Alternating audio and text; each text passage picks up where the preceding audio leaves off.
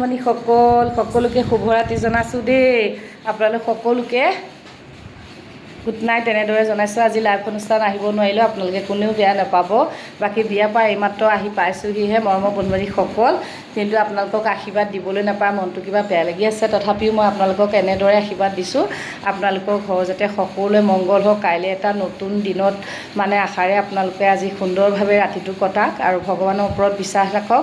সকলো আমি মিলিজুলি আগবাঢ়িব লাগিব। বাকী যোনে যোনে বেয়া কমেণ্ট কৰি আছা তোমালোকে নিদিবা একো কমেণ্ট। মই কাইলৈ লাইভ অনুষ্ঠান কৰিম, ৰাতি আহিম, অলপ সোনকালে আহিম লাগে। আপোনালোক সকলো আহিব, 8 বজাৰ লগে লগে লাইভ অনুষ্ঠান আহিম। আজি মই আহিব নোৱাৰিলোঁ, মোৰ বিয়া থকাৰ কাৰণে।